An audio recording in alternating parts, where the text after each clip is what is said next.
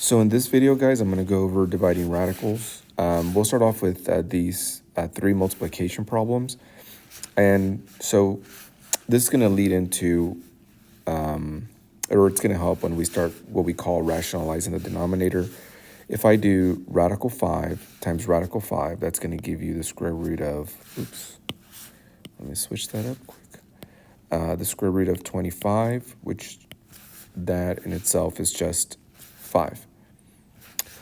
Same on the second, if I do 7, the square root of 7 times the square root of 7, it's 49, which gives you 7. So the point of this is that a radical times itself is just that number. You don't need, it gets rid of the radical basically. The reason being is that if I did x times x, it's technically x squared, but x squared and square root are opposites of each other, so they kind of cancel themselves out, so it's just equal to x. So it's going to be important as we start dividing radicals. But before we start, anything divided by itself is just equal to 1. So if I do, it doesn't matter what number it is. If I do 5 over 5, that's equal to 1. It doesn't matter if they're radicals. If I do the square root of 7 over the square root of 7, that's always going to be equal 1. So why do we have to know all this stuff? Well, because a long time ago, just the same with improper fractions, you cannot have the numerator larger than the denominator, so you have to switch it to a mixed number.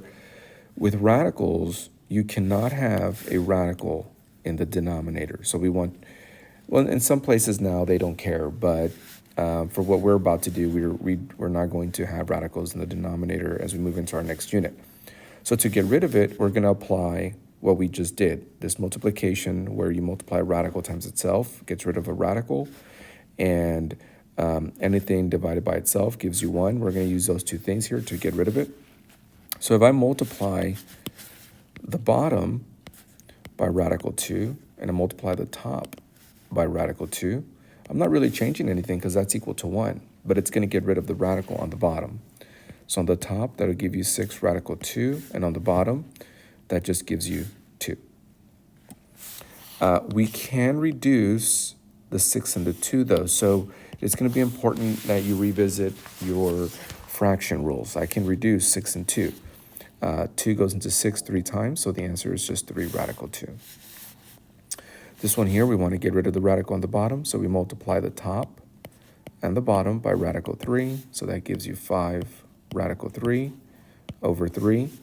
In this case here, we cannot get rid of or simplify 5 divided by 3. 3 doesn't go into 5, so that is your answer there. Sometimes, though, you can do work early. In the first two examples, I can't do any work early. I can't simplify anything. But this one, however, you can reduce radical fractions. So if they're both radicals, you can simplify those. For example, radical 3 divides into radical 6. So radical 6 divided by radical 3 is radical 2. So now we don't even have to mess with actually simplifying or rationalizing the denominator. Oh, by the way, one thing I forgot to mention is the process of getting rid of a radical in the bottom and multiplying it by radical 2 over radical 2. That's called rationalizing the denominator. On the next example, we can simplify. We can do some work early. And if you do the work early, it's going to be a lot less work. If you rationalize this problem here, you're still going to get the same answer, but it's a lot easier to just simplify radical 5 into radical 10, which is just going to be radical 2. That's it, because 5 goes into 10 2 times. You don't have to do anything else. On this one here, same thing. We can do some work early. Radical 3 and radical 6 reduces to 1/2, so it would be the square root of 1 over 2. The square root of 1 is perfect, so it's just 2 radical 2, or 1 is a perfect number.